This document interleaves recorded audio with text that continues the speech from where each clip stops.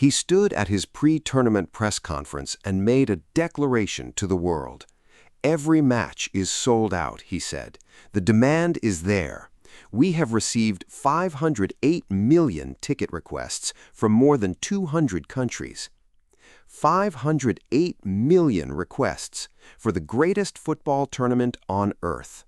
Then, the second match of the 2026 World Cup kicked off in Guadalajara, and the cameras panned around the stadium, and the world saw what was actually there.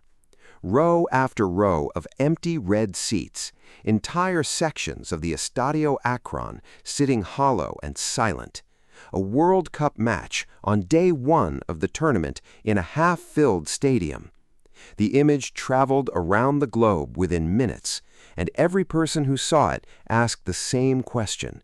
If there were 508 million people who wanted to be here, why are all those seats empty? The answer to that question is one of the most damaging stories FIFA has ever had to face, and it is unfolding right now on the very first day of the tournament FIFA told the world was already sold out. Stay with us, because what those empty seats represent goes far deeper than a stadium in Mexico. Gianni Infantino has been defending his ticket pricing model for months. At his press conference on the eve of the tournament, he was asked about the controversy surrounding the cost of attending matches. He compared ticket prices to the NBA Finals. He said that if FIFA is doing something wrong, then everyone in North America is doing something wrong. He told concerned fans to chill. That word, chill, became one of the defining phrases of this World Cup's troubled buildup. But now, with the tournament barely 24 hours old, the images coming out of Guadalajara have made that defense extremely difficult to sustain. Because when a camera shows you thousands of empty seats at a World Cup match, not in the upper tier, not in the corners, but spread visibly across major stands, you cannot simply explain that away. The match itself was genuinely gripping. South Korea defeated the Czech Republic 2-1 in a Group A contest that produced real drama. Ladislav Krejci put the Czechs ahead. Hwang In-beom equalized. Oh Hyun-yu scored the winner. The supporters who were there, South Korean fans in their striking red shirts, Czech supporters in white and blue, created real noise throughout. The atmosphere, against all odds, remained alive. But the gaps were impossible to ignore. Empty red seats in central sections directly opposite the main cameras. Hospitality areas that looked barely touched. Sections where the space between occupied seats told a story that no official attendance figure could erase. And that official attendance figure is where this story takes yet another extraordinary turn. If you are watching this and you want to follow every twist of this tournament as it unfolds, subscribe now and hit the bell. We are here every single day. FIFA released their official attendance record for South Korea versus Czech Republic, 44,985 spectators. The Estadio Akron's tournament capacity sits at approximately 45,664. By FIFA's own numbers, the stadium was just 679 short of being completely full. 679 empty seats. The reaction on social media was instant and overwhelming. Fans watching the broadcast pointed to their screens. Journalists who had attended the match pointed to their photographs. Videos circulated showing wide sections of clearly unfilled stands. One user wrote that it was no wonder seats were empty after prices had been driven to absurd heights. Another described the visible gaps as crazy and asked how this was possible on the very first day of the biggest World Cup in history. Because here's the truth about those seats. Many of them were sold. They were purchased at prices that made attending this tournament a genuine sacrifice for ordinary fans, and then the people who bought them simply could not make it, or chose not to, or sold them on, and the resale chain broke down somewhere between the original buyer and the door. The hospitality packages at this tournament have been listed at over $5,000 for group stage matches. The cheapest available ticket for the World Cup final has been reported at nearly $6,000. On official FIFA resale portals alone, 180,000 tickets were still listed unsold as the tournament began. Not on unofficial touts' websites, on FIFA's own platform. This is the direct consequence of a pricing model that treated the World Cup not as the people's tournament, which is what it has always claimed to be, but as a premium product for premium consumers. When you charge $5,000 for a hospitality seat, you attract buyers who treat football matches the way certain people treat luxury restaurant bookings. They purchase the experience speculatively. They make plans that change. They find something more pressing, and they leave the seat empty.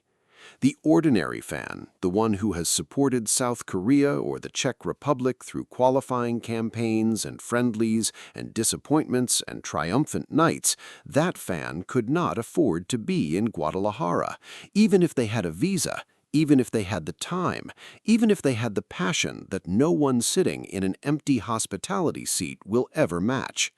And this is the image that has now been broadcast to the world on day one of the tournament that FIFA said every human being was desperate to attend. To fully understand the scale of what this means, you have to go back to what this World Cup was supposed to represent.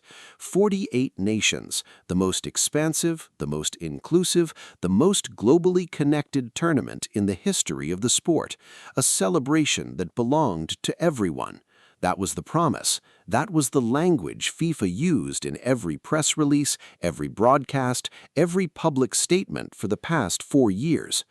There were 508 million ticket requests from 200 countries.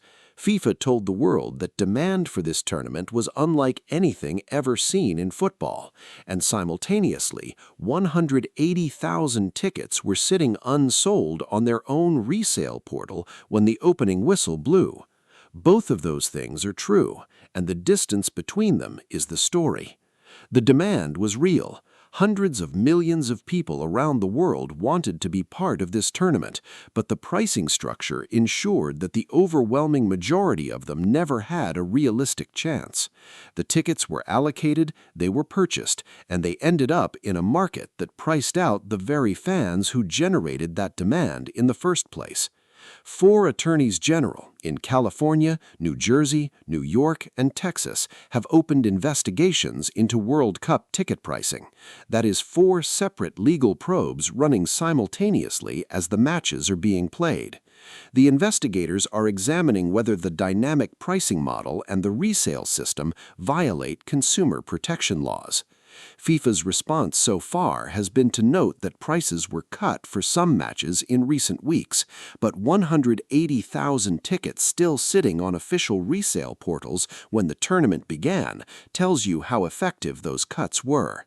And there is something even more painful about this particular match being the one to expose the crisis so visibly. South Korea have been one of Asian football's most passionate and committed supporters of the World Cup for decades.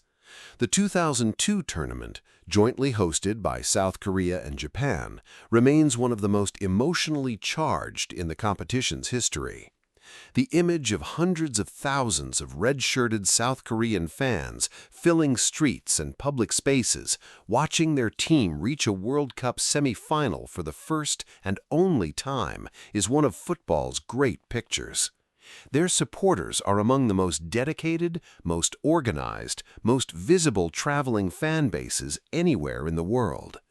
To have their team's opening match played in front of visible gaps caused not by lack of interest, but by pricing that locked them out, is not just a logistical failure, it is an insult to everything those fans represent. The Czech Republic supporters, numbering roughly 10 million people back home, are no less devoted. These are football cultures with deep roots, long memories, and genuine emotional investment in their national teams. They deserved a packed stadium. They deserved the atmosphere that only a full crowd can create. What they got instead was a half-empty hospitality section and a photograph that is now one of the defining images of the 2026 World Cup's opening day. FIFA will not suffer financially. The broadcast rights, the sponsorship deals, the commercial revenue, none of that depends on whether the seats are filled. The money has already been made. The tournament will proceed, the matches will be played, the goals will be scored, and the trophies will be lifted. But something is being lost here that cannot be recovered by a broadcast deal. The atmosphere of a football match, real, lived, human atmosphere, requires real people. It requires fans who have sacrificed something to be there, who have saved and planned and dreamed about this moment, who care so much about the outcome that their emotions fill the stadium and travel through the television screen to everyone watching at home. That atmosphere is irreplaceable, and it cannot be manufactured by ticket holders who bought hospitality packages as a business expense and never showed up to use them. The World Cup has always drawn its power from the people in the stands as much as the players on the pitch. The noise of a full stadium, the color and the flags and the drum beats and the songs that travel across time zones and generations. The fan who has waited 40 years to see their country at a World Cup, standing in their seat with their voice raw and their eyes wet. That fan cannot afford $600 for a group stage ticket. They could not afford the resale price. They could not get a visa. They are watching from home, thousands of miles away, on a screen that will never quite capture what it feels like to be there. And the seat that should have been theirs is sitting empty in Guadalajara, red and silent and visible to the entire world. The 2026 FIFA World Cup is 2 matches old, 102 still to come. The tournament will produce moments of extraordinary beauty. It always does. But the images from the Estadio Akron on this day will travel with this World Cup for the rest of its history. A reminder of the gap between the promise and the reality, between the 508 million requests and the 180,000 unsold tickets, between a tournament for everyone and a tournament very few could afford to attend. Gianni Infantino told the world every match was sold out. The cameras in Guadalajara told the world something very different. And those empty red seats are asking a question that FIFA has yet to answer.